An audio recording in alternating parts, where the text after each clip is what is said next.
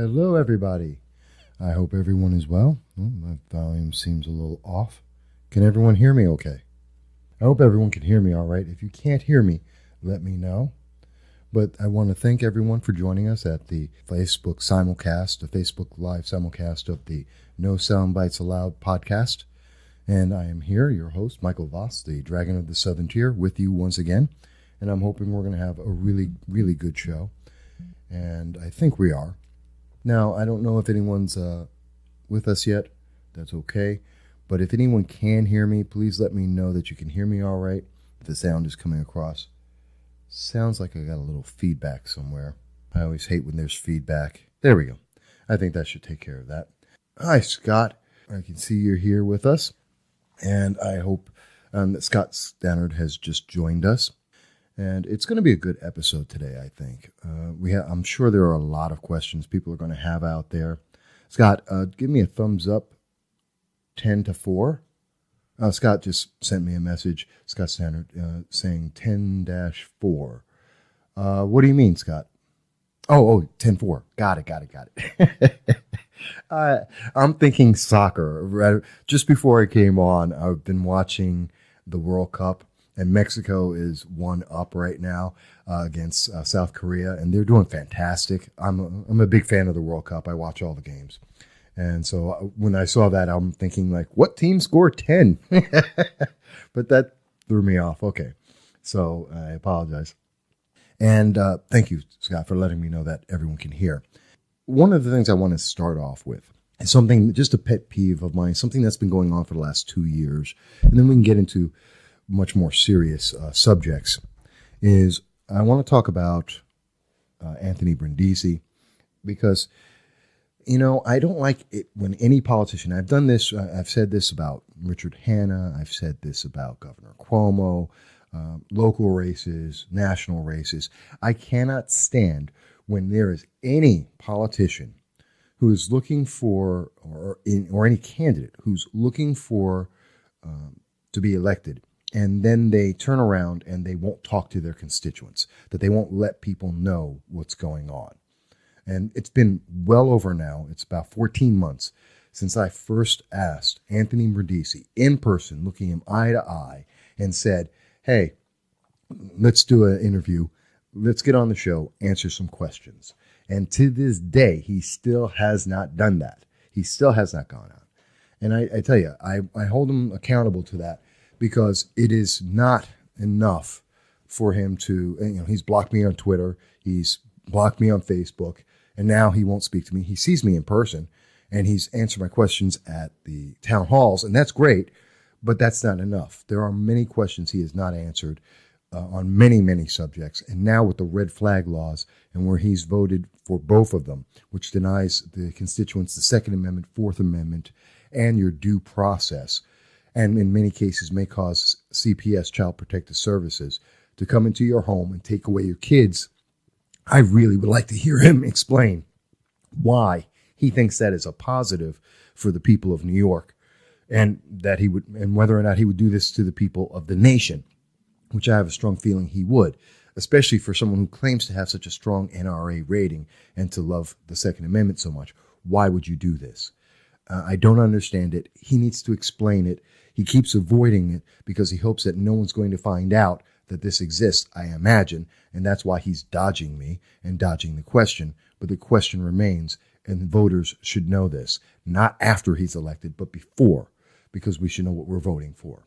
I should also say, hey, I see Bob Yannick is here, and Bob, I thank you for joining us as well. Yes, I'm old enough, I need my glasses so I can see better. It happens to us all as we get a little bit older. Reading glasses. But that's one of the things I wanted to talk about. And obviously, of course, as everyone's coming on, please just let me know what your questions are and I'll answer them. But I did want to mention that it's something that I think is very important, that we have any candidate or any elected official answer the constituents when they come up with questions, especially for very big issues that affect everyone in their constituency. And in this case, red flag laws not only affect everyone in the New York 22nd, they affect everyone in New York State. And quite possibly, we see the direction is that they're trying to get this to be a national movement, and it could affect everyone in the nation. to take away their Second, their Fourth Amendment rights, as well as due process. That's a terrifying thought when the government no longer worries about letting you know whether or not you're being charged with something and taking action against you. You know, Anthony Brindisi seems to think that's a great idea. I'd love to know why. Now, separate of that, though, I know one of the big things that everyone else wants to talk about, and I have talked about it. I don't know if anyone saw my podcast yesterday, which was talking about the subject of the border and children on the border and the question about child separation.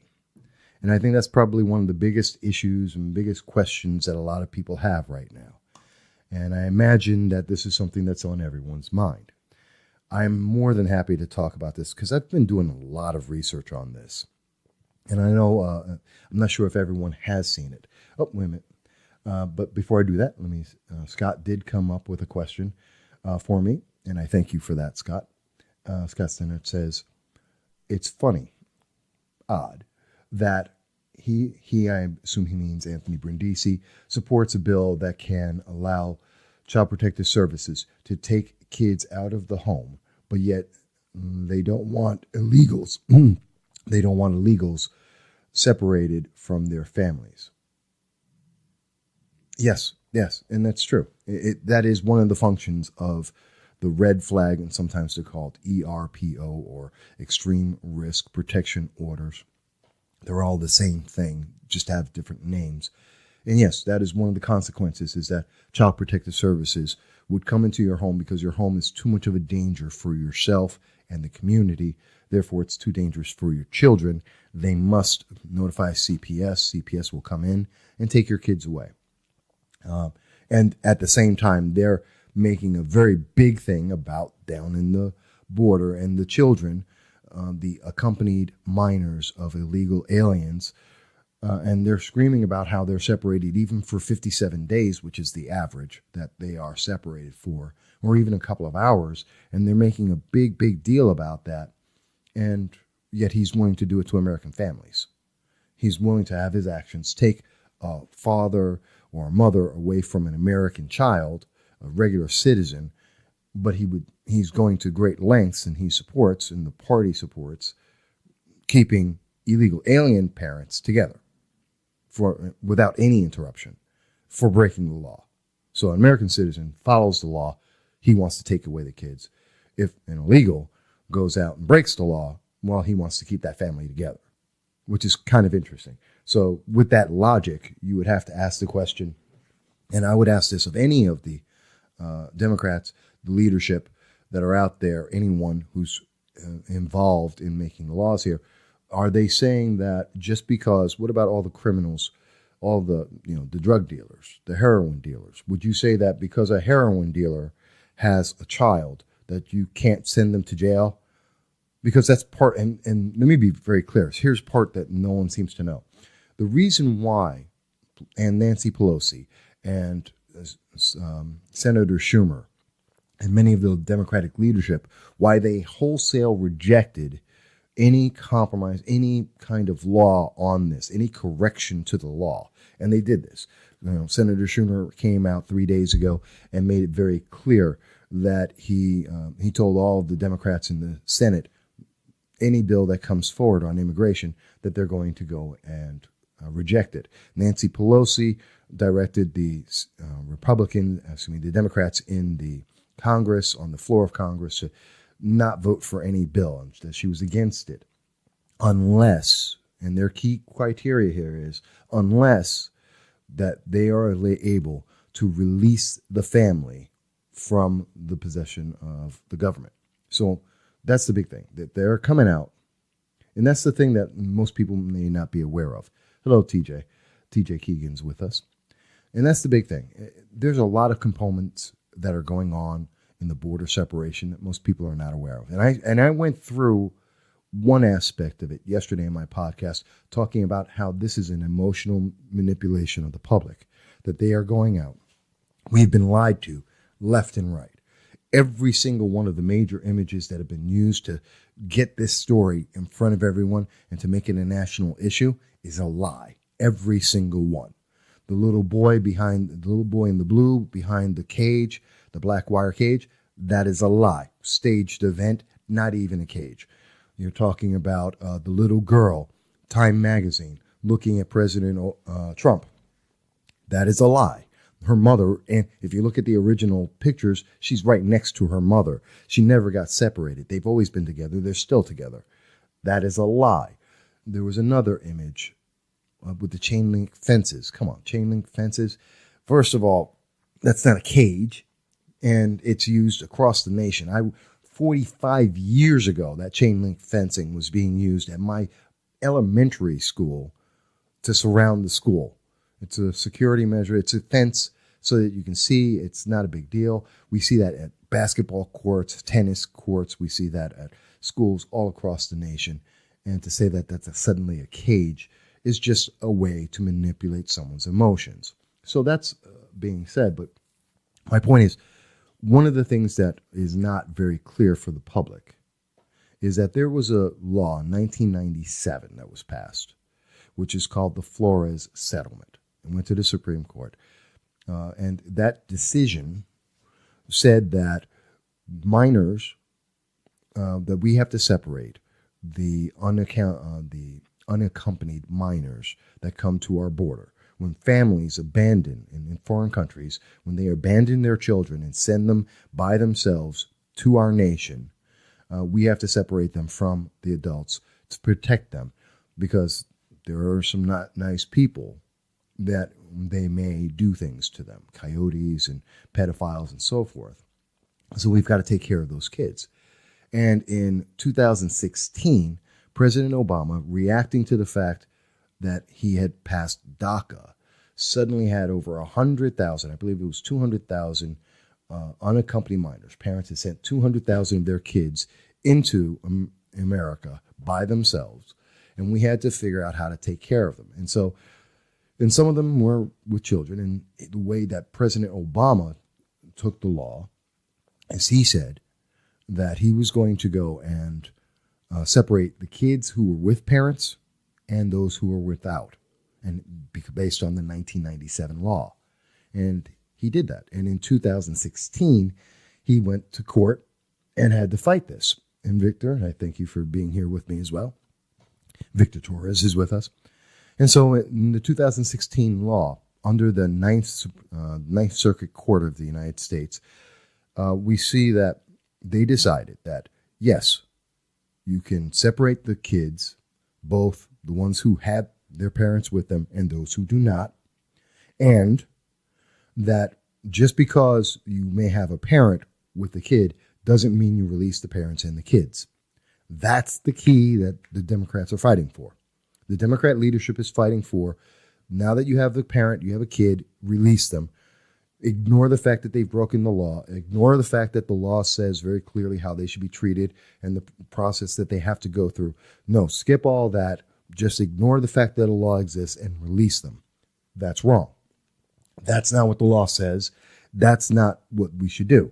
Now, if Democrats or anyone believes that that should be the law, no problem. Pass the law. Change the immigration laws. But until that is the case, and they are arguing this because they know that is not the case, that they cannot get the votes for that amongst the Democrats, amongst the Republicans, and amongst the American people, that just discarding a law and saying that an open border is not what America wants, nor has it worked for any nation in the world. Look at Germany. That's an easy one. Look at France. Look at England. Any nation that has or has had open borders is a complete mess.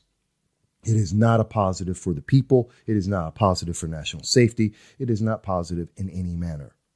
But that is what the Democrats are saying they should do here, that we should have open borders regardless. And I think that's just a dangerous and dumb idea. It is absolutely dumb. It is politically an advantageous idea, excuse me, if you're trying to get Hispanics to vote for you. Eventually, they believe that this will give them more votes from the Hispanics, who tend to be more conservative in culture.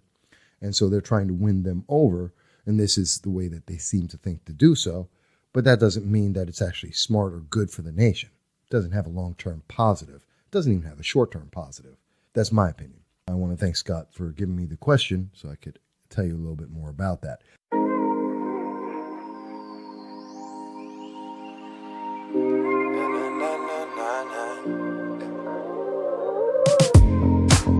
I ain't had your waist. I don't even remember how you taste on my lips. Used to be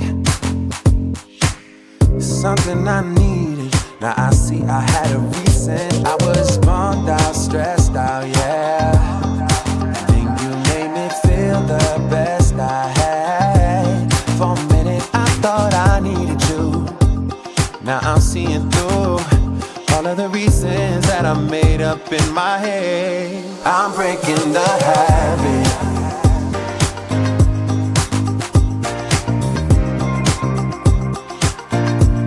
I'm breaking the habit.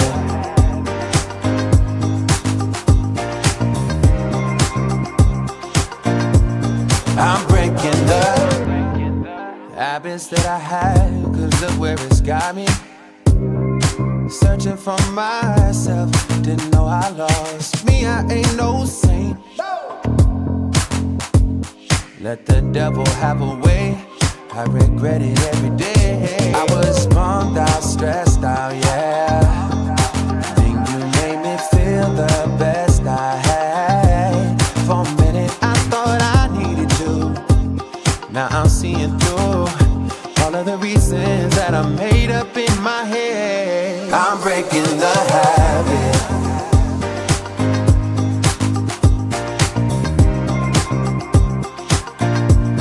I'm breaking the habit.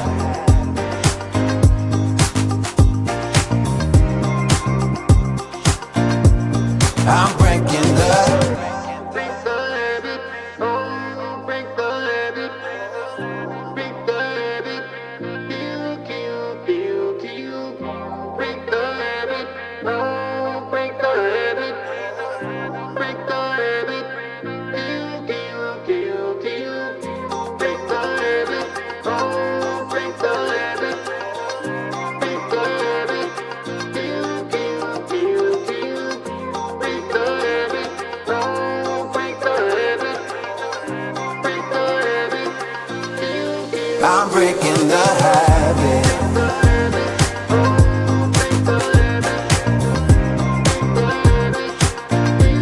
I'm breaking the habit.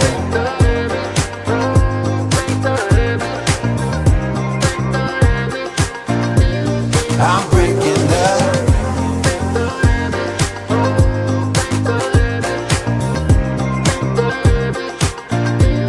I'm breaking the habit.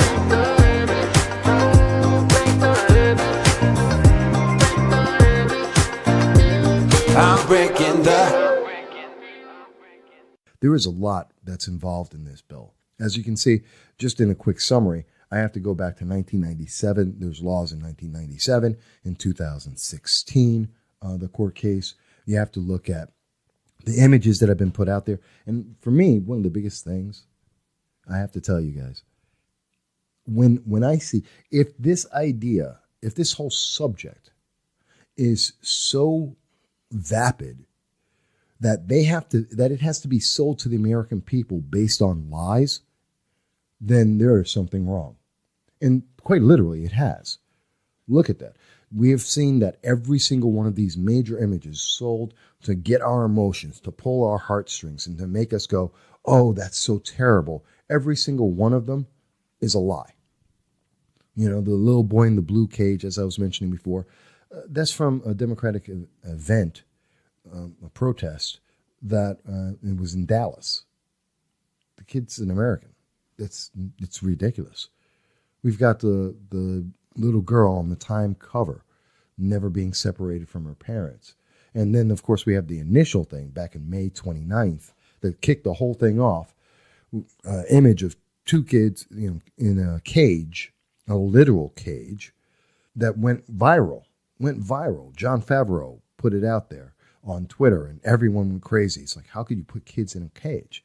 except that was something from 2014 as proven by PolitiFact. And suddenly, and this is something that President Obama did, but no one cared then. The fact that children were separated from their parents in 2014, 2016, no one cared. The fact that, kids were put in cages, literally put in cages in 2014, 2015, 2016, no one cared because it was President Obama. I find this selective outrage, this selective insanity because of who's in office and what their political party is and whether or not the media and certain elites in our elective system, that they like someone or not, really is stupid. We're not here. We don't elect people because we like them, or we really shouldn't. Some people do. We shouldn't, because that's not the reason. We elect them because they're effective. If they are effective, then they are good. If they are not effective, then get rid of them. President Obama promised to be effective. He wasn't, but that's why we elected him.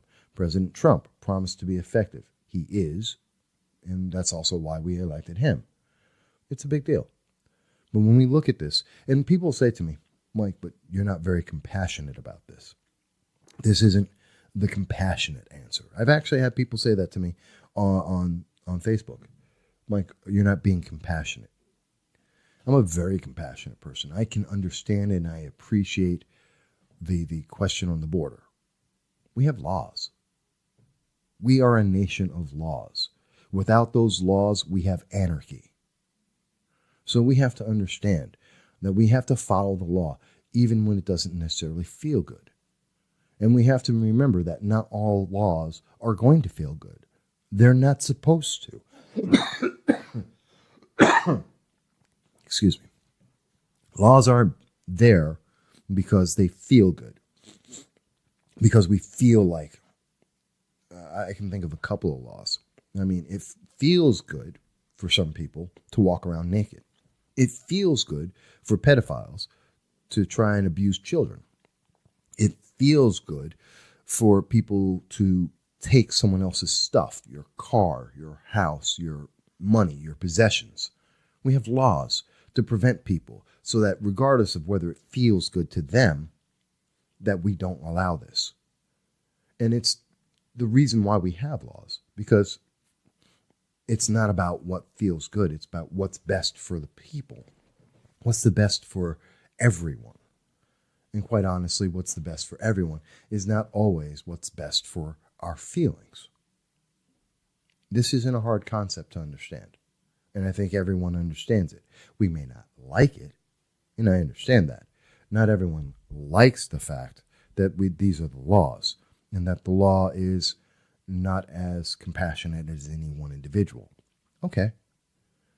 And I understand that some people say, well, we should change the law. Fantastic. If we want to change the law, go out there, get either run for office or make sure that someone that you believe in is elected.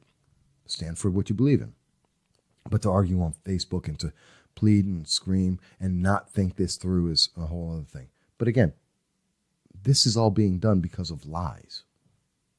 Remember, we got here because President Trump got a peace talk and got North Korea to admit and to state that they are going to denuclearize the Korean Peninsula, that they are going to go through peace talks and end the Korean War. And the economy has 3.8% unemployment. And because of that, because of those two factors, proving that the media has been absolutely wrong about President Trump, doesn't matter, not that they don't like him, he may be very unlikable, but that he has been effective, and his effectiveness has been proven to be true, and that their cries of doom and gloom have been ineffective. So to prove, to change the subject, to try and get some leverage, they went through a few different issues. Do you remember in that week, they were trying to pass different laws. They were trying to bring up different subjects. And ultimately, they came up with this. Suddenly, there was a picture that is a lie, telling you things that are a lie. and they're selling a lie. Hey, Mike Tenz is with us. So people were being sold a lie. And I have to tell you, if you have to lie to the American people to make them interested, then you have to make that lie based on emotional ploys, there's a problem with what you're trying to do. Because if you can't honestly tell the American people something and have them get interested in it and say, okay, I support you, then you're wrong. Think about it this way. If there were no picture of a child from 2014 in a cage, would anyone care about what's going on in the border? The honest answer is no, you wouldn't. Because no one did. It wasn't a big deal. It's not a new story. This is not a new situation. And quite honestly, no one in America would care if it weren't for 3 pictures, all of them false, all of them misleading and misstating and straight out lying. Without those laws, without those pictures, no one would care because the law was doing what it should do. The kids are not they're not in concentration camps. They're not in internment camps. I mean, all that language is a way to try and pump up the emotion just like the pictures are there to pump up the emotion. And it's a lie. We don't have internment camps in America anymore. We'd never have concentration camps. America is not Nazi Germany. Our government isn't full of Nazis. That's not true either. There is no aspect of it that is accurate in the way it's being portrayed, and is being portrayed by a media whose purpose is to defeat our American president by a select group of politicians whose purpose is to gain power. At the end of the day, that's what we're looking at. This is a struggle over power.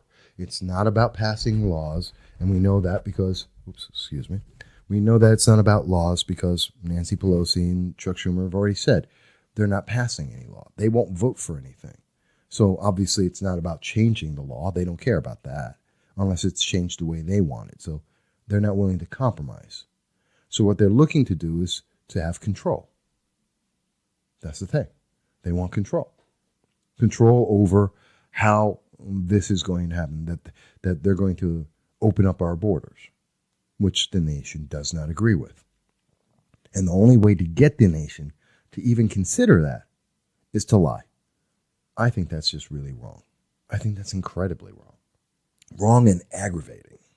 And I would love to hear, there's a bunch of politicians we have out there who are looking to get elected in 2018. Let's hear what they all have to say. Let's hear what all of the candidates that are up for re-election, let's hear what they have to say about the fact of whether laws matter and whether it's okay to lie to the American people. Is it okay to straight up lie to the American people just to get what you want? Are the means, do the means justify the ends?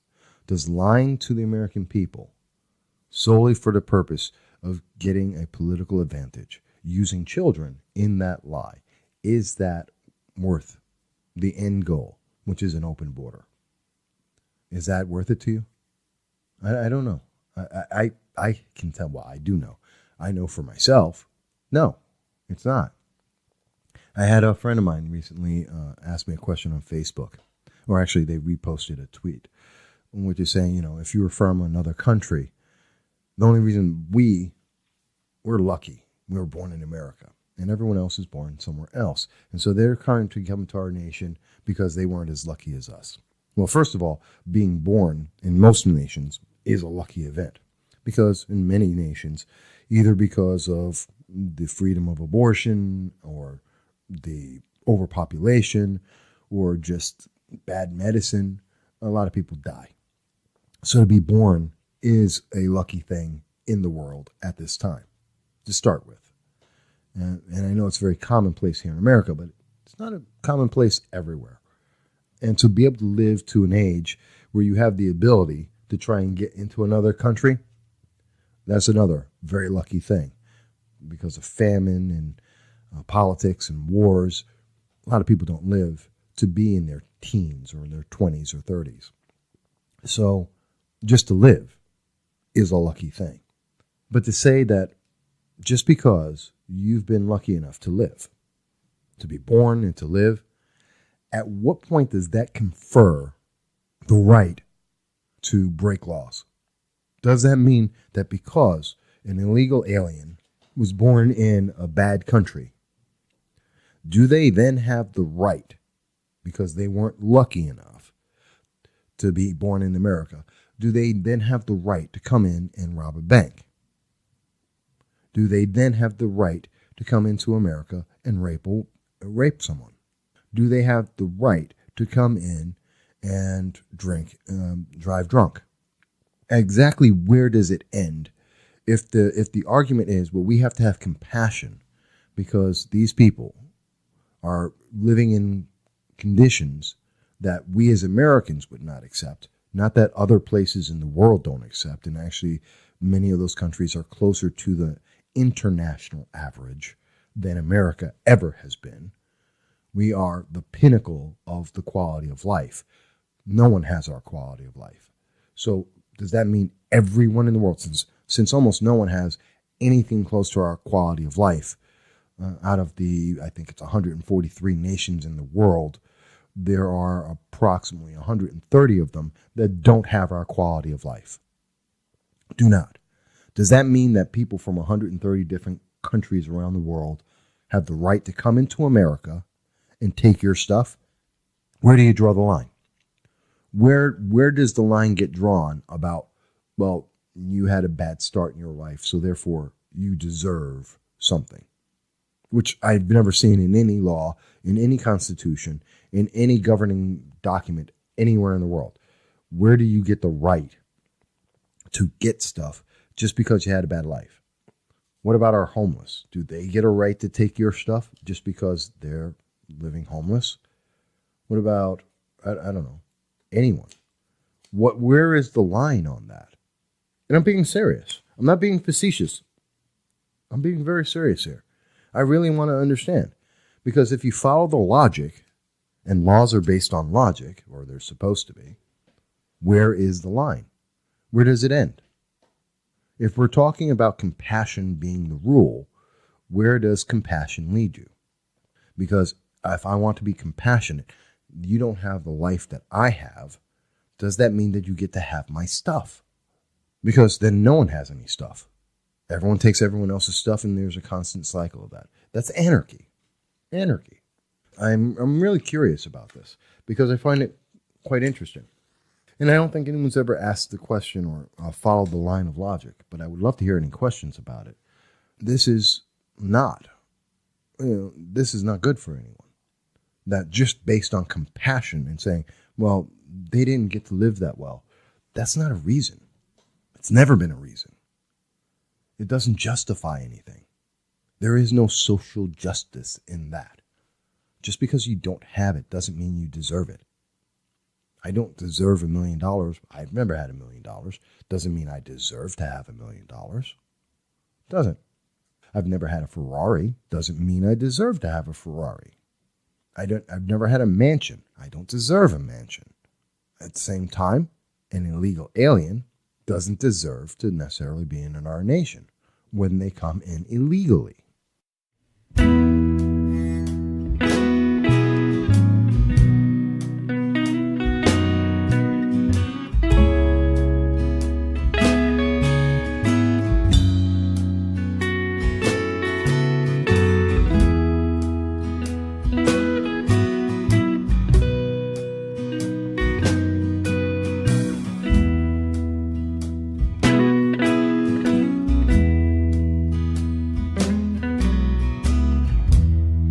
I bring the matches, you bring the gasoline.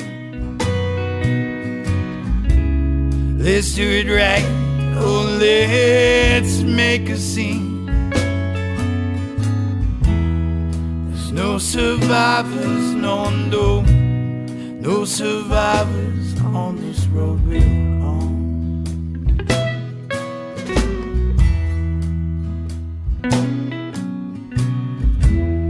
Lead me astray, you little pussycat. Let's take this day and make it a disaster. Oh, I know what you're after. Happily ever after ain't a joke to you.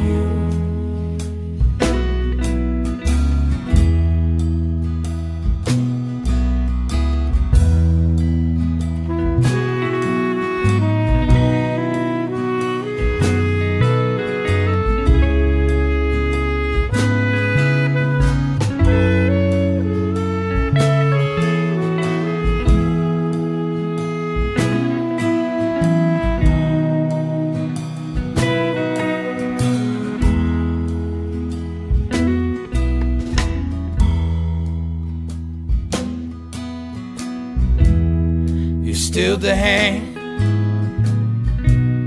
won the night.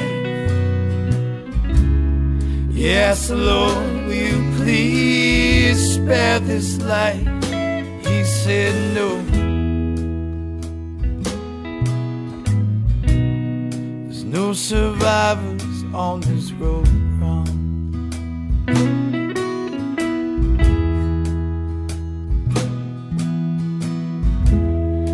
Bring the matches, you bring the gasoline. Let's do it right, oh let's make a scene. There's no survivors, no, no, no survivors on this road wrong.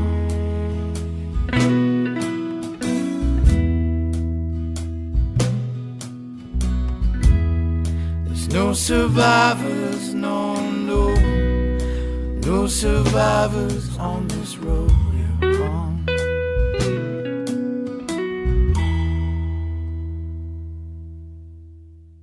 There is the key word. And I know that's something that in this discussion, everyone's talking about the unaccompanied minors, the kids. No one's talking about the fact there are illegal aliens. There are broken laws involved in this discussion. There is actual law that we have to contemplate. It's a big deal. It's a very big deal. It's very important. And we need to consider that. I mean, that's just huge. I think it's huge. And it's one of the big things that I think most people are not paying attention to. Just not paying attention to it at all. And that's sad. I truly believe that's sad. So I know that's one of the big things, one of the really, really big things that people are talking about. So let me ask, what else are people thinking about right now? What else is on your mind? And I'm just checking on the internet. I'm looking over what people are looking at right now. I mean, that's really the biggest issue and the biggest thing.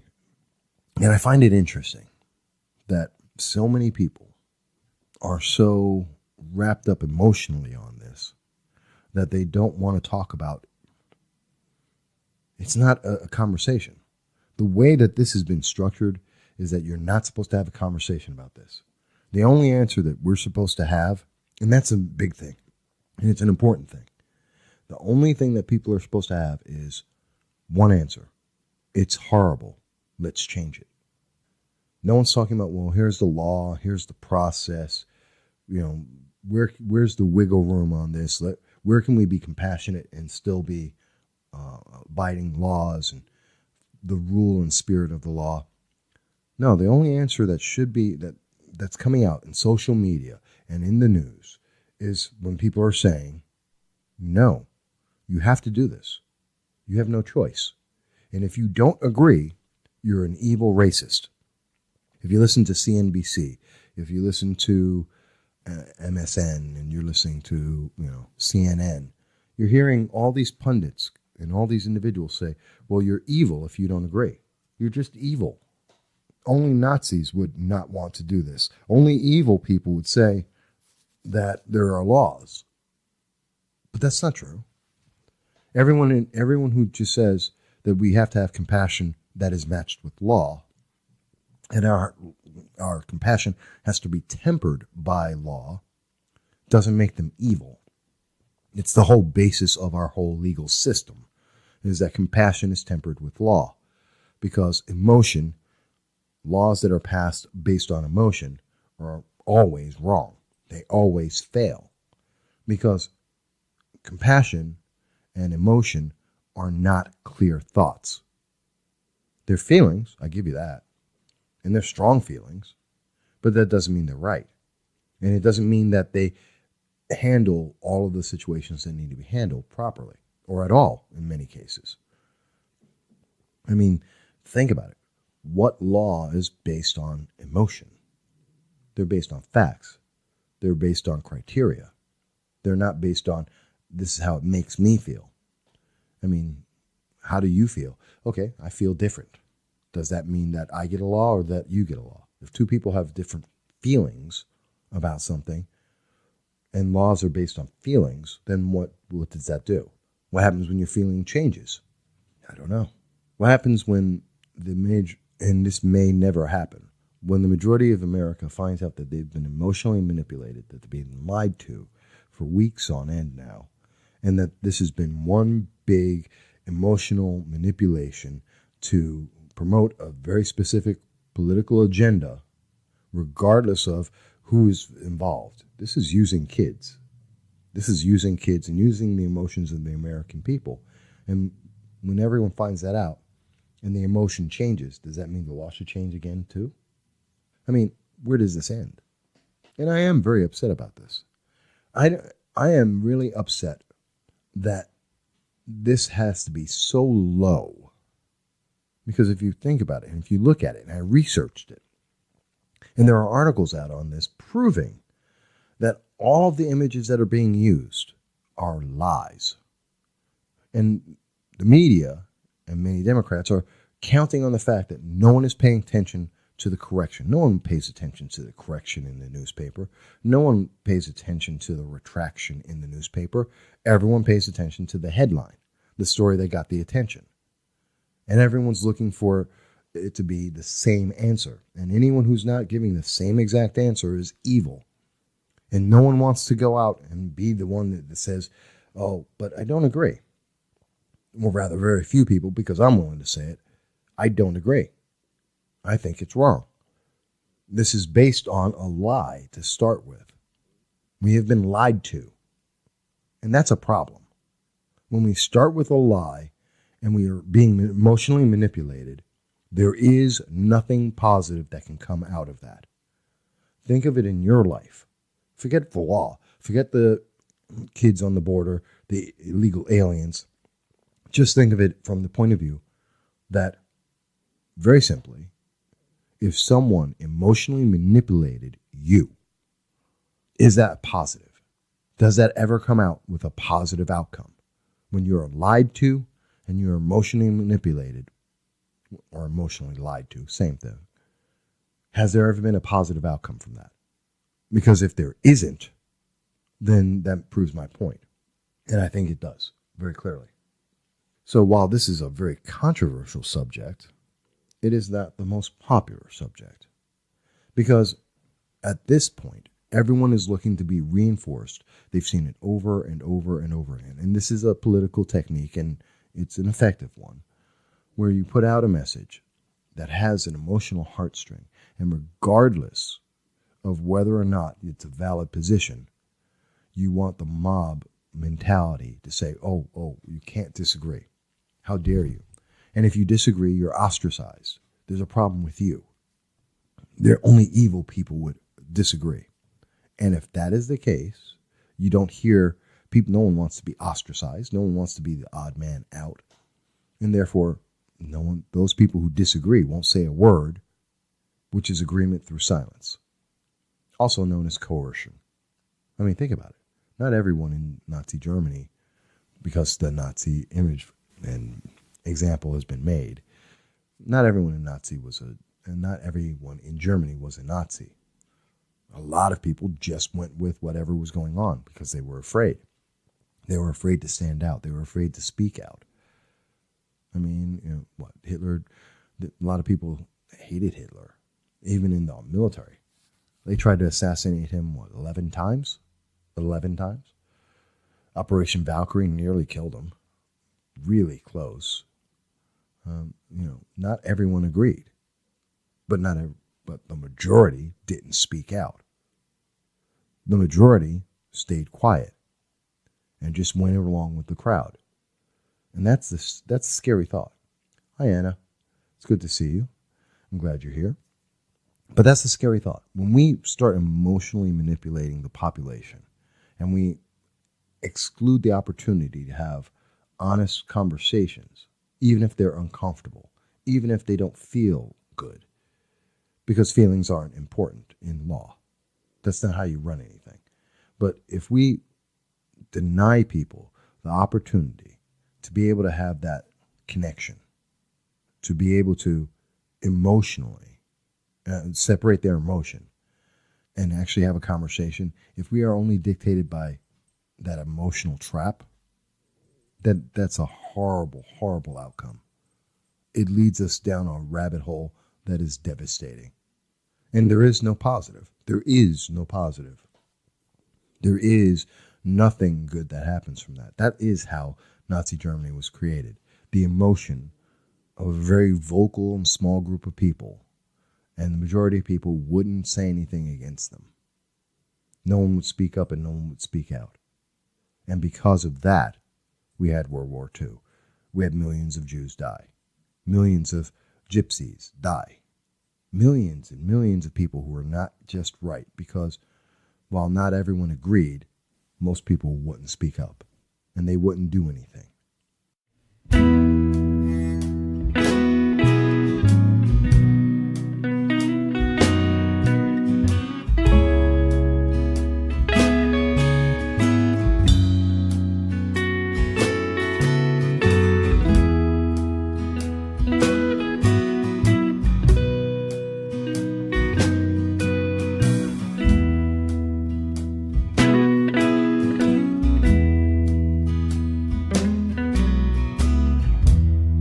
I bring the matches, you bring the gasoline. Let's do it right, oh let's make a scene. There's no survivors, no survivors on this road we're on.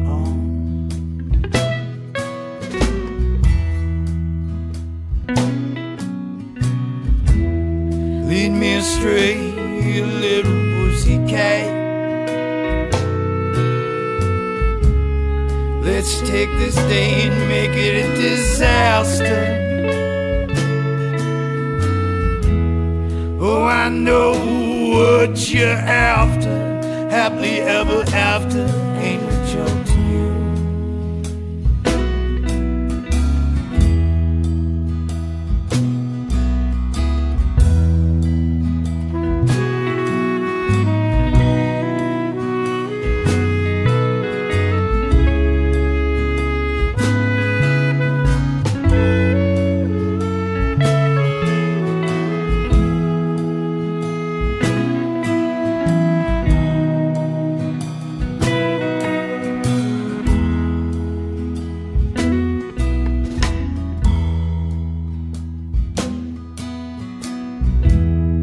Still the hand, won the knife. Yes, Lord, will you please spare this life? He said no. There's no survivors on this road wrong.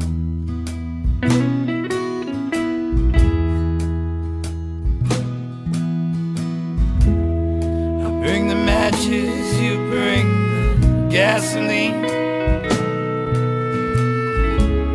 Let's do it right, oh let's make a scene. There's no survivors, no survivors on this road wrong.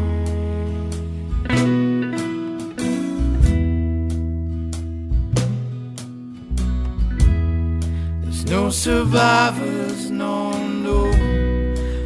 survivors on this road we're on.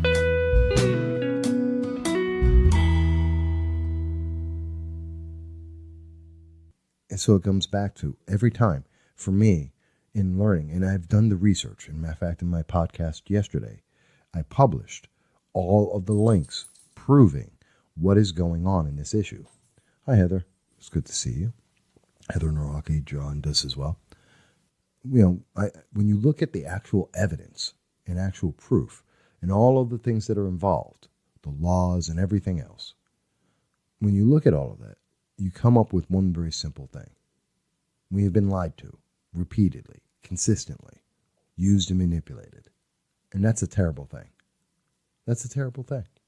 It has no positive outcome. At the end of the day, there is no positive that comes out of this whatsoever. It can't.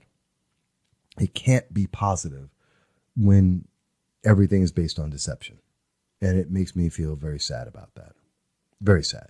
But that's just me. And I'm talking about this at length, but I think it's an issue worth being talked about at length. And hopefully it makes sense about where my thoughts are on this and the information that I spent a long time yesterday going through the details, which are denied most people because we're hearing 30-second sound bites. We're hearing just, one-liners about what we should be thinking without thinking it through, without listening to the details and finding out what are the facts. And that's a problem. That's a big problem. And that's a problem that scares me. So, but that's my thoughts on it. And that's just one of the questions that we have that we can address here today. There's a lot of issues, and I'm here to answer your questions. I know that's the big one that everyone's been talking about, but obviously I'm here to answer whatever questions you may have and try to address them, let you know about the facts that may exist. And I do advise people that if you're looking at this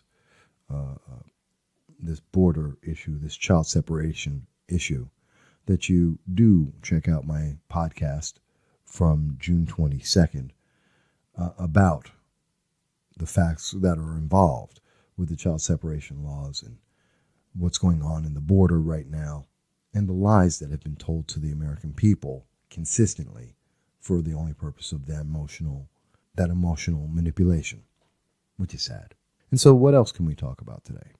What else are issues that are driving people forward in the nation? Because everything isn't revolving around the border. I can tell you that. Everything is not. Well, there's a few things. Obviously, I was talking about the elections. This is an election year, 2018. And I hear that, I've heard, there's a lot of different ways. We have one group saying that there's going to be a blue wave, and another group that says there's going to be a red wave, meaning that Democrats are going to do well, and another one's going to say that, hey, there's Democrats that are going to do well, there's going to be Republicans that are going to do well, and ultimately the question comes up, maybe neither will do well. It's a very unique situation. Hi, Tina. Tina DeBella has joined. And, of course, we're always open for anyone who's come in late. You can always just type in a question, and I'll be happy to answer it for you and go into it for you. But when we're looking at this, I think the problem nowadays, one of the things that we have to be concerned about is that there's so many people who are counting on the polls. It's that mob mentality. Oh, well, the polls say, so maybe I should be doing this. Well, the polls say, well, then I don't need to go out and vote. And that's probably one of the biggest reasons why people use the polls and why they're so popular right now and why everyone wants to talk about them constantly is that they're trying to use the polls, again, to emotionally manipulate people. If you hear a poll that says that, oh, this is going to be a landslide for whatever political group X, if you're in political group Y, it's meant to demoralize you, to give you less of a reason to go out and vote. It's meant to make you think that you should vote with the majority, mob mentality. So it's got two purposes there, either to keep you away and to disenfranchise you from your vote, or to force you to try and join the majority, or what they're claiming is the majority of votes, that wave, that mob mentality, so that you don't feel like you're ostracized. And that's an important thought. That's not what elections are supposed to be about. That's not the way we're supposed to do elections. What we're supposed to do is have our own views and make a vote based on that. But we're seeing something completely different. We're seeing that people are being told, no, you should feel like this. And it's this whole feeling thing. God help me. Since when did we get so touchy-feely, this nation? When are we so dedicated to our feelings? I feel like I should be a millionaire. It doesn't mean I'm going to be a millionaire, nor do I deserve it necessarily.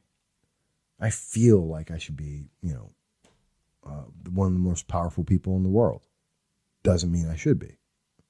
How I feel doesn't mean that that's what I get or what I deserve. When did this come up? These feelings, that feelings are more important than truth or facts or effort. Have we considered that? I mean, really, at what point did feelings trump all of our effort and our laws and our logic? Because I'm curious about that. That's something that you just don't see very often. Where else in life do you go? When you go to work every day and you're talking to your boss, do you go, I feel like I deserve a raise? You might. And then when your boss says, well, okay, so why do you feel like that? What did you do? Did you earn it?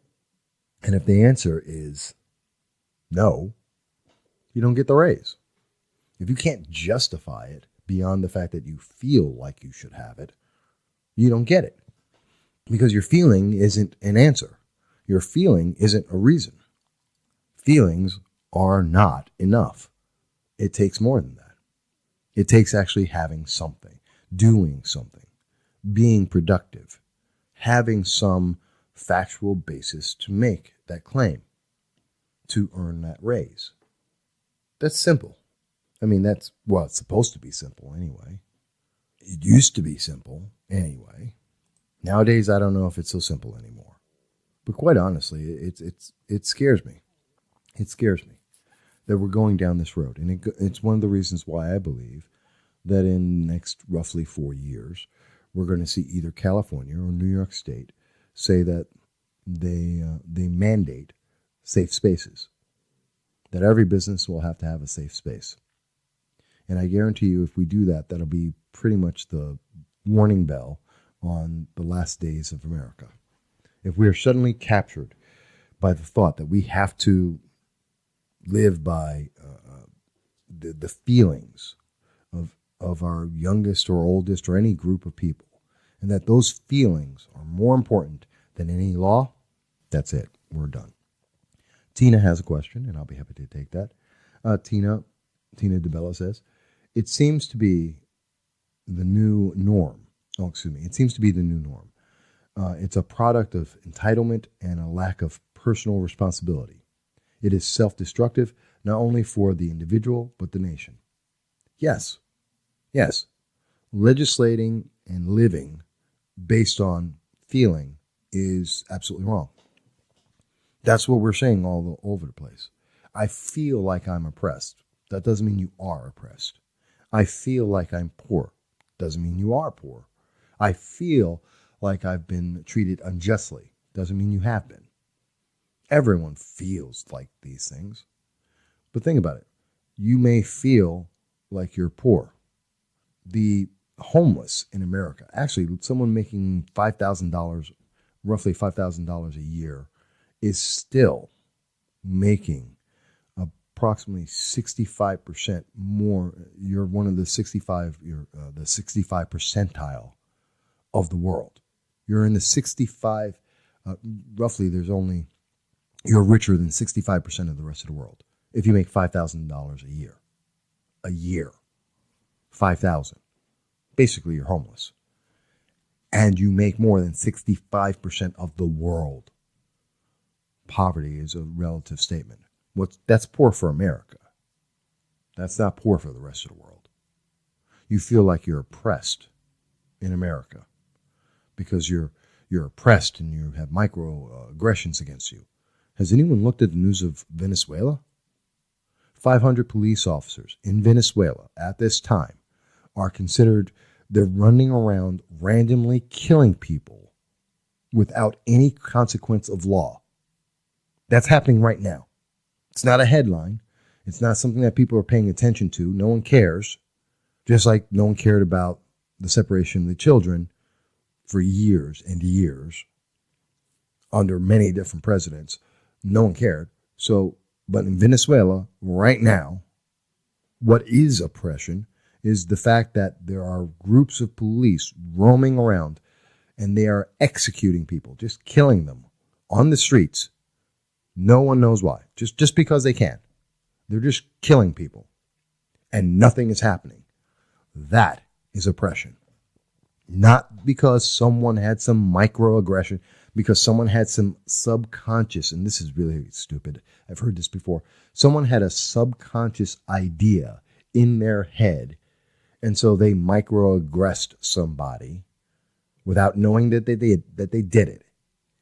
And that's oppression. No. That's just a day walking down the street. That's stupid. You want to deal with oppression? Go to Venezuela. Go to Venezuela and deal with that. That's oppression. That's dealing with a problem. There's someone, if you tell me you're in Venezuela right now and you're oppressed, I agree, you are. If you tell me you're a college student and you're going to your safe space because you feel oppressed, no, you're spoiled. That's what you are. You're spoiled. You're not entitled and you're not oppressed. You're living in one of the most free nations in the world, one of the most richest nations in the world, the highest quality of life in the world, the most opportunity in the world, period. It's not based on what sex you are, what race you are, what sexuality you may have. Those are just things we add on after the fact because some people feel like they do or do not have it. And there are isolated cases where that is true. And thus we make laws because it's not based on the feeling, but the fact. When the facts say, you know what, there is this trend, we will change that. When there is inequality, and we can prove this empirically, then we will fix this. And that's why we created a law. But if you tell me I feel oppressed, so I have to go into a closet and cry for a while, no, you're just a weak person. And yes, I'm willing to say it. I'm willing to say it publicly. That's a weak person. Deal with it. You know what? In the 50s, 1940s, you know what they were doing in 1940s? College-age students? They were going to war. They were fighting Nazis. Actual Nazis. Not people who were disagreeing. Not Nazis that just disagreed with some other political group. They were actual active Nazis. And they were fighting them. You know what? That was oppression. They were feeling oppressed, depressed, and endangered. They were being aggressed. Not just not microaggressed. They were being macro friggin', howitzers and tanks oppressed. That's oppression. That's aggression. But to tell me that, and I see Giovanni's here with me today. Hey, Giovanni, I'm glad to see you. To say that kids today are somehow oppressed, it's so ridiculous. And we need to tell them that. We need to actually have that conversation and say that out loud. It's kind of like with the border, again, to say in separating the children, that we need to be honest and say to people, you have absolutely no idea what you're talking about. There are laws that were in place. There is the fact that the rule of law was followed, that you've been lied to with a bunch of pictures and a bunch of people misusing words. And what you feel is irrelevant to the facts. And it is not true. And that's true for microaggressions as it is with the border. Just because you feel like this is wrong doesn't mean it is wrong. Just because someone told you it should be wrong doesn't mean it is wrong. Just because you have that feeling means nothing. And we need to actually say that out loud, which I'm willing to do. And I know people say, well, that means someone's going to call you a racist. They've been doing that for a long time. So what? That is a way to silence people, to shut them down, to take away their voice. That's the ultimate answer. Well, you're a racist if you don't agree with me. Oh my God, I can't be called a racist. Oh, no. Don't dare call me a racist, even though I'm completely right and factually have the truth. Oh, no, you can't do that, so I have to agree with you. I apologize. No, I do not apologize. I do not apologize for being black. I don't want people to apologize for being white. I will not back down because your feelings are hurt when I am in the right, just because I am saying the truth. And we need to take that opinion more often. Just because you're saying the truth and someone doesn't like it and they feel bad about it doesn't mean you have to apologize, and doesn't mean that you change. If I can factually say this and I can show you where you're wrong, then it doesn't matter if you don't like it. Laws are not based on what you like. Governments are not based on what you like. I wish that they were. I wish we lived in a candy land that was so perfect that we could do that. I wish we lived in Willy Wonka's little factory, which is great. Everything's wonderful, at least on the very surface of it. Depends on how you look at the movie and the books, especially the original one with Gene Wilder. But again, that would be fantastic, but that's a fantasy. We live in reality. And the reality says that there are facts. And those facts are not changed by the way someone feels. Just because you feel like it should be different doesn't mean it is. Does not. Microaggressions, they just, oh God, that just so annoys me. That just so, it irritates me to the bone, to the core. And to know that there is a political party, and actually more than one, that are out there, and that there are groups of people out there, like Antifa, who are threatening people because of feelings. Think about this. We not only did, and again, I'm going back to the border for a second. We had, not only are we shown images, these pictures that are lies to emotionally manipulate us, but on the other end of that, we're seeing groups like Antifa who are going out and threatening to kill people. We have Occupy Wall Street, putting out tweets with pictures and diagrams on how to kill people because they don't like it. And see, there's your problem with like.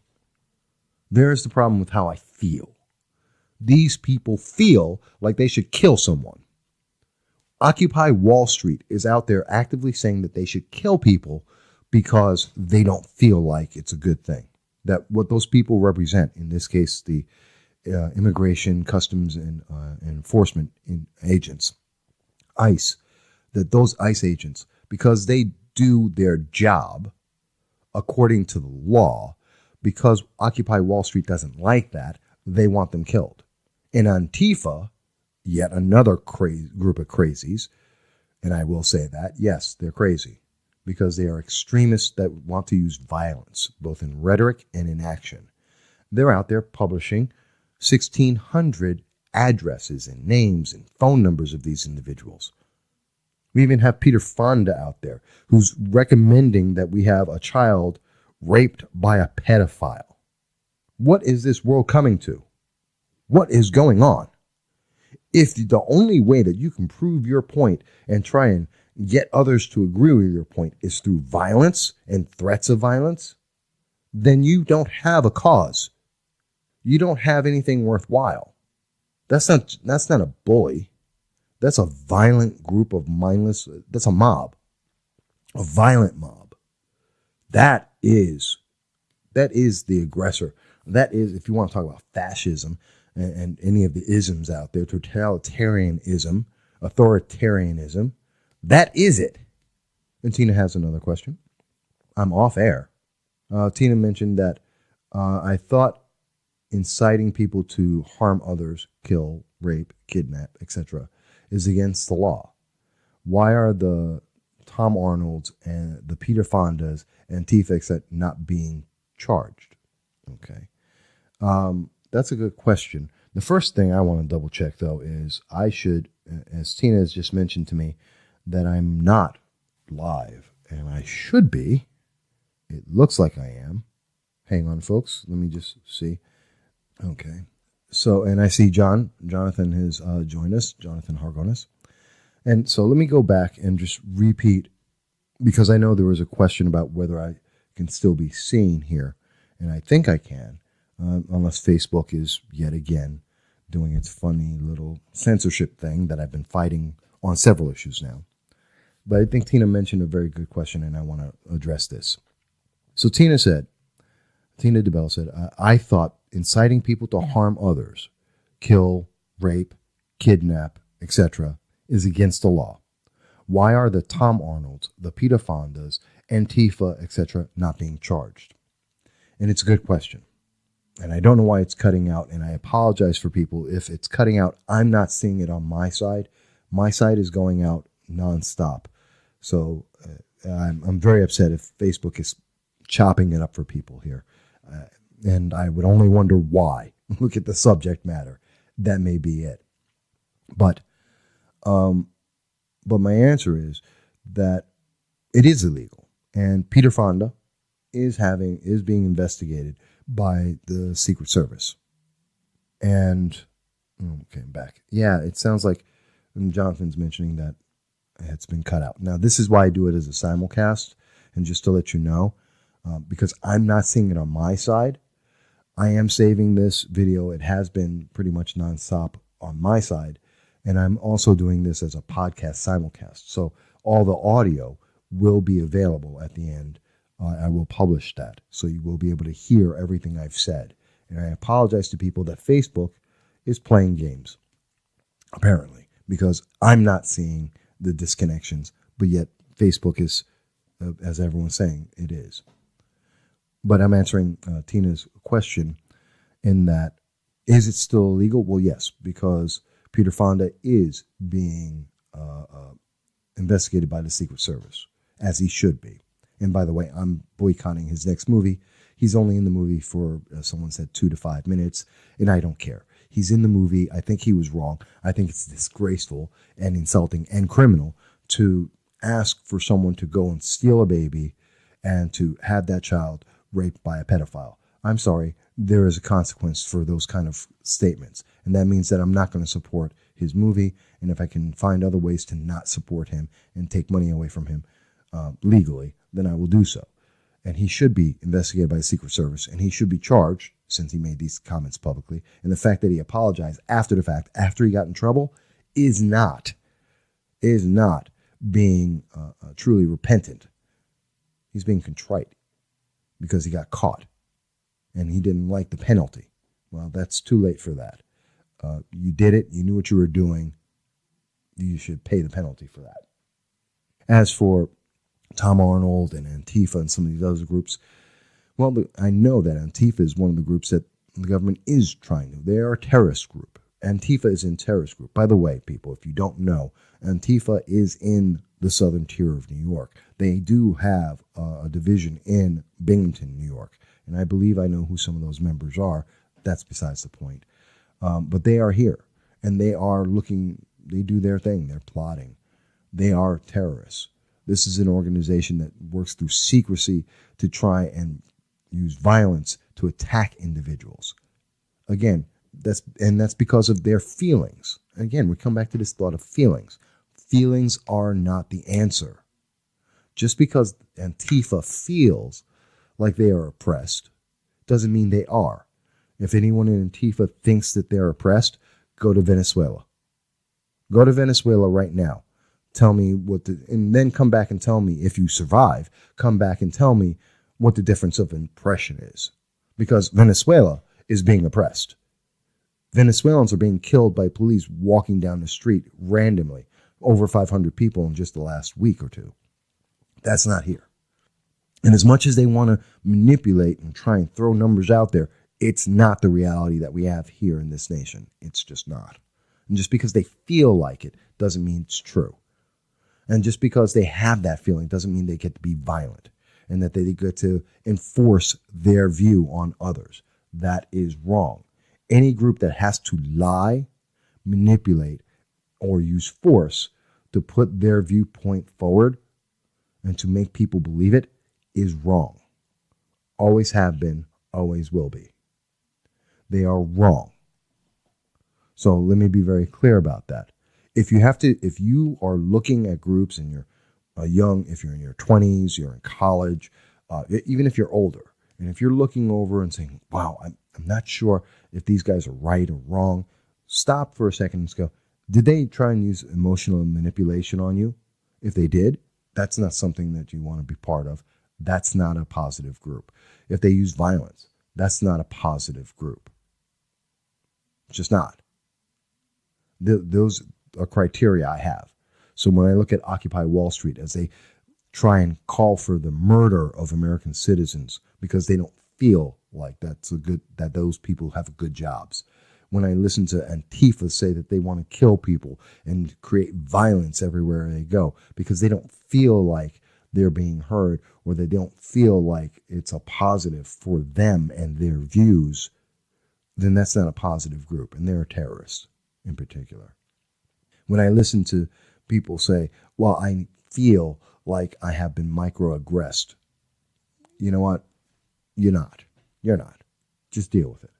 It's called not liking something. You just don't like it. Deal with it. There's lots of things we don't like. That doesn't mean you're microaggressor, that somehow you have to go into a corner and cry, or that someone should change the laws because you've been microaggressed.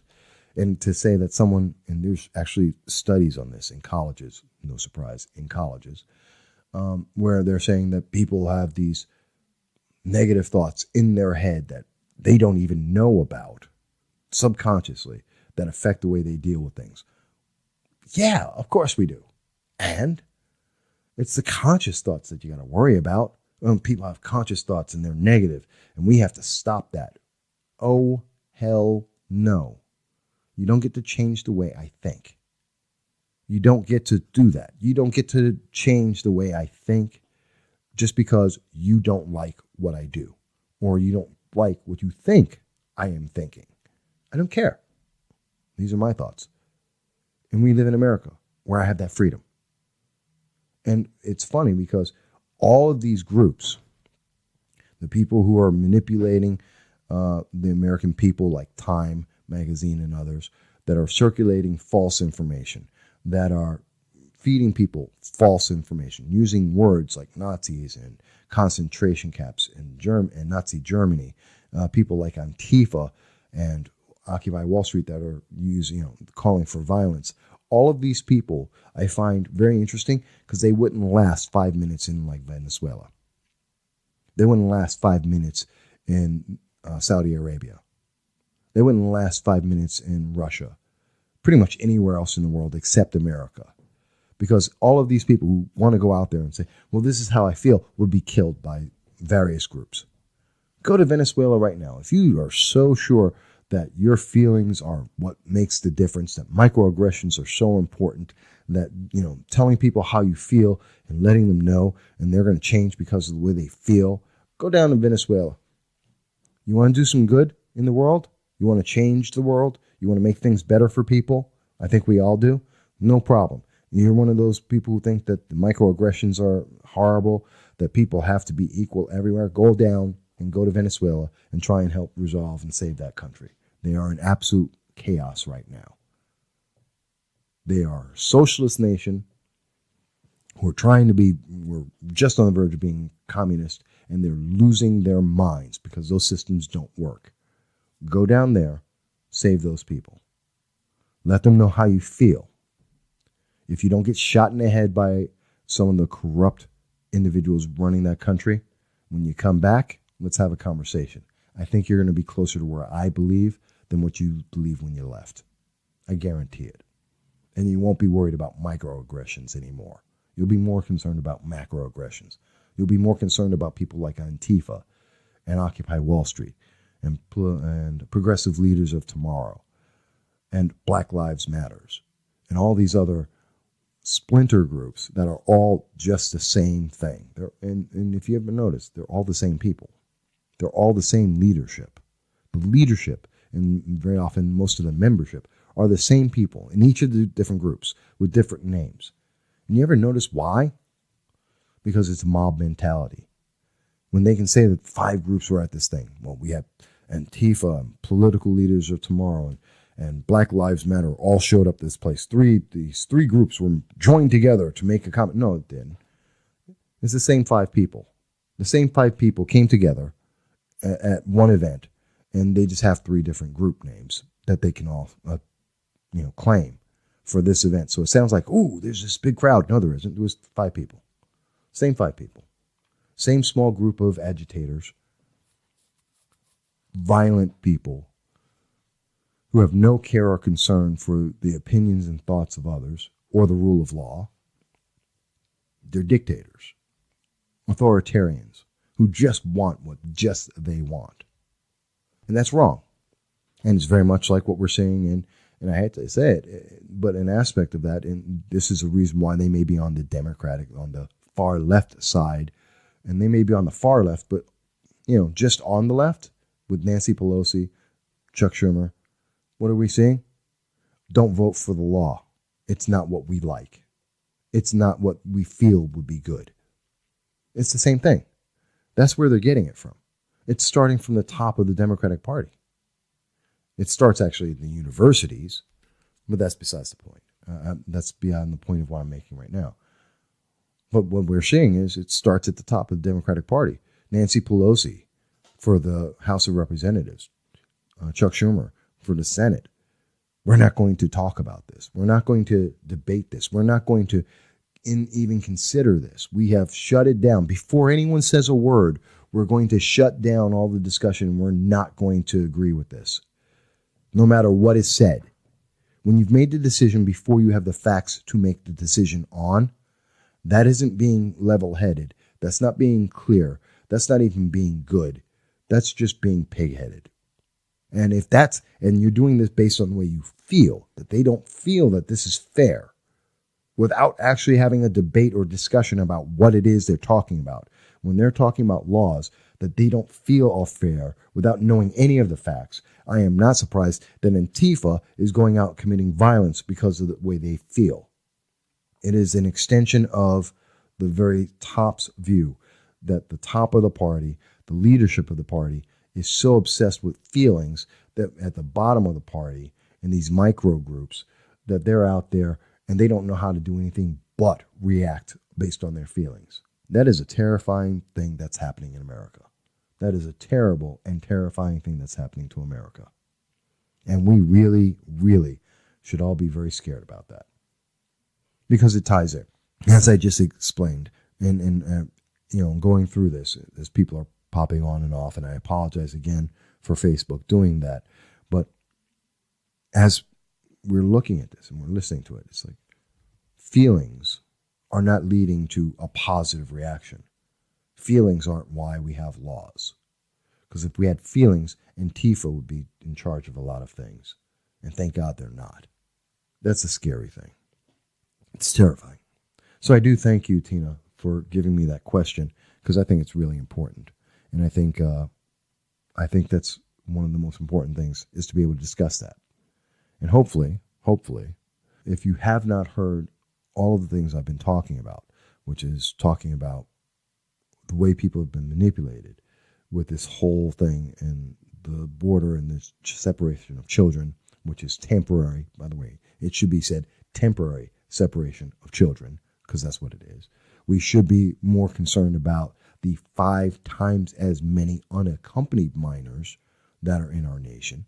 Everyone's losing their minds and they're thinking, well, there's 12,000, 15, 20,000. No, there isn't. There's 2,000 kids who have been temporarily, on average, 57 days separated from their parents.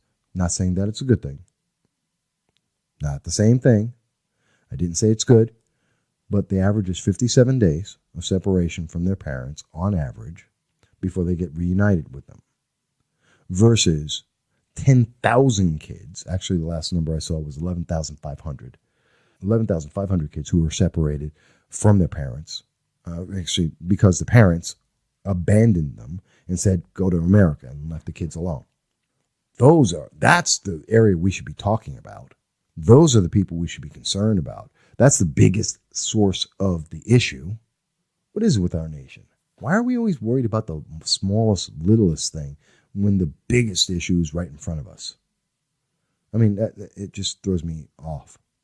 When we talk about gun control, just to give you a different example here, when we talk about people saying, oh, well, we need guns to control this, we need to get rid of rifles, semi-automatic rifles. No, I don't use the term assault rifle. It's not an assault rifle. If you say it's an assault rifle, you have no idea what you're talking about. Quite literally, by definition, you have no idea what you're talking about. An assault rifle is illegal in America. The majority of people cannot get one, and no one has ever committed a crime with an assault rifle since 1934. So you don't have assault rifles. So the argument by the anti-Second Amendment individuals, and yes, it's anti-Second Amendment, they hate our rights. If they're out there and they say, okay, we need to ban semi-automatic rifles because that will make people safer, that is a feeling. And yet again, an example of a feeling. They feel that those firearms are dangerous. They have no idea what they're talking about. None. Because if they did and they looked at the data, that is roughly about 2 to 7% of all mass shootings are with rifles.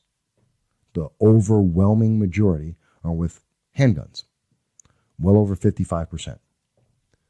Even shotguns make more of a difference. But even if you were to consider that, there are more people who are killed by people with knives. There are more people killed with baseball bats. There are more people who are killed with cars than the number of people who are killed in the nation with rifles every year. That's a fact. So just because you feel like, and this is my point here, just because you feel that a rifle may be dangerous doesn't mean that we should legislate based on that, because the facts say you're wrong. It is not the biggest problem that we have. It's not the cause, nor is it the biggest issue. There are, otherwise you'd be, if you're trying to say that, well, we need to help save lives, well, I'll save more lives by banning baseball bats and knives than I would by banning rifles. That's just the pure numbers of it. So the feeling is meaningless. And that's the problem. We're working off of feelings. We've become so dedicated to the way someone feels that we've forgotten that there are facts out there that actually are the reason why we legislate and that we need to legislate. It's insane. Why are we going to legislate? We're looking to change the laws about immigration based on 3 pictures that were lies used to emotionally manipulate the public. I've said this a couple times now, but I want it to sink in because it's a hard thing to sink in, because people looked at the headline and said, oh my God, that's so terrible. They're looking at the magazine cover of Time magazine, which Time has admitted they were wrong. That image is false. Time magazine admitted that yesterday themselves. I'm not making this up. Look it up. Time itself says the image is wrong. They fabricated a lie. They're going to continue to put it out there because it matches their message, the agenda, the political agenda they have, which is an agenda based on an emotional manipulation. They're doing it even after being caught, even admitting that it's wrong. They're doing it anyway. Can you imagine that? They're doing it anyway because they have an agenda, and they know that emotions are working really well at making people do what they want them to do. You're being used.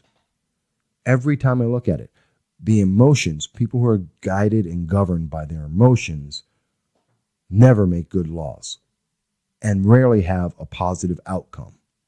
Not to say that people aren't compassionate. Compassion is a great thing.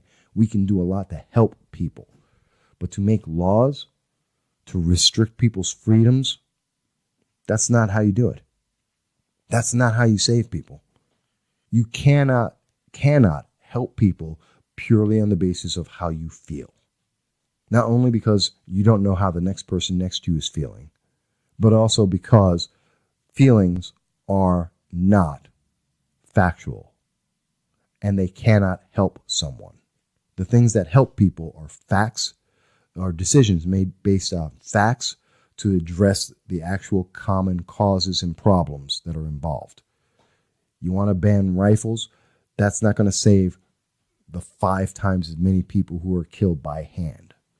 It's not going to save the people who are killed by shotguns, which is usually about 2 times as many depending on each state. It's not going to save people. You're not. You're missing the big picture, the way to really help. And it doesn't address the question, which I was just talking with County Executive Jason Garnar earlier this week. And if you haven't heard that interview, I would suggest it. But we were off air. There was a conversation I had, and I was talking about this whole thing. And when we're talking about gun control, we have to look at this and say, what makes someone say, I want to kill? The only answer I have left, only decision I have left is to kill someone. Innocent, random people. There's an example of where your feelings lead you.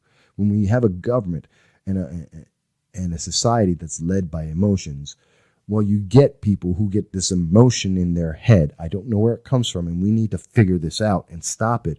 But 14, 15, 22-year-olds have this idea that the only answer they feel is to go out and just randomly kill people. And thus we have school shootings, mass shootings that happen at schools. And yes, the number is down from the 1990s, given there's fewer acts of this. And yes, it's a horrible thing when it happens at all. But we have to really ask ourselves the question, what is giving them this feeling? Why are we so beholden to feelings that people believe that if they have this feeling that they need to go out and kill someone, that they do it? That isn't what we always used to have in this society. That isn't the norm. That's not normal thinking. When someone is being guided by their emotions only, they make poor decisions on a regular basis.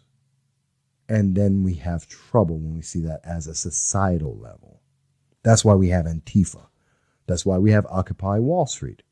That's why we have mass shooters. These are the problems. That's why we have this whole, and they're all connected. Whether you're talking about the colleges, the safe spaces, you're talking about microaggressions, you're talking about, we have so many ways to separate and divide people into micro categories and say, well, this one's bad and that one's bad and that's another one that's bad. They all make me feel bad, so I got to kill them all. That's what we're doing. It's ridiculous. We're destroying ourselves. It's chaos. And it connects to every part of our life. I started talking about, when I started this, we were talking about the fact that we were being emotionally manipulated. Our feelings were being used to make us take an action that is not in the best interest of our nation when we're talking about child separation down at the border. And now we're talking about, and it's connected all the way back up, all the way through to safe spaces. It's connected to our colleges, microaggressions, and this brings us to mass shootings and school shootings. They're all connected. And the thing that's connecting them all is there's a small group of people who are emotionally manipulating a larger number of people for a political purpose. And we are allowing those emotions to guide us without regard to the facts or a less emotional response or review. That is something important.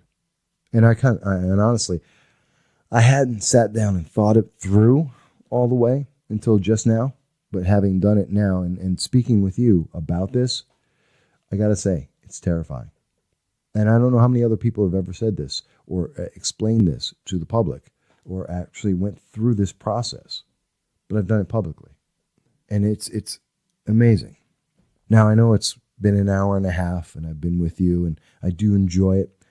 I will say again, for anyone who missed parts of it, or as I was told that, Facebook was cutting me in and out. And I think it's the censors on Facebook who don't like me because they're having lots of fun. They've been blocking a bunch of things of mine recently. I haven't been as public about that. That's just something I have to deal with as a businessman. But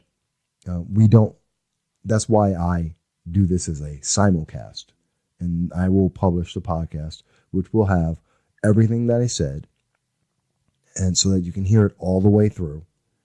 You may not agree with it all, you might, but you'll be able to hear everything without edit, because I don't believe in Facebook's policy of censorship. And I've said that before, and I'll say it again. I don't agree with with Facebook's philosophy of censorship, especially censorship of the most extreme sort against political views they don't like. Because again, that's a feeling. If it were a policy, that's one thing. It's not. Their policy is that we can express our thoughts and talk with each other, as long as we're not using vulgarity or calls for violence, which is fair. When I do that, and when many others who have conservative views do that, they seem to have a lot different way of using that emotion and their feelings, and they try to shut us down. It's not going to happen. Not going to happen. Can't shut me down. Cannot. But I do want to thank everyone for taking the time here with us today. I'll ask again. I know a couple of people came in late, whether it's Jonathan or Joseph Anthony or Melanie Turbos. There's a few other people who may have caught it or because of Microsoft cutting it out, may be with us now. Is there any other question I can answer right now before we end this that I can answer for anyone or I can address for you? I'm more than happy to do so. Oh, by the way, in case anyone's wondering, yeah, it's one of my T-shirts. I used to make these, and it's got a little saying on it. If you're interested, just send me a message on Facebook, and I'll answer it for you. But otherwise, look forward to seeing my posting of this podcast, of this Facebook simulcast. I thank you all for having joined me today. You make it all worthwhile. I'm so happy to spend the time with you on a Saturday. I'm so happy that I can have this conversation. I hope that everyone is going to be well, and beware those who would use emotions to lie to us as a nation, because the outcomes are never positive. Keep that in mind. And I'll speak to you all again next week, very, very soon.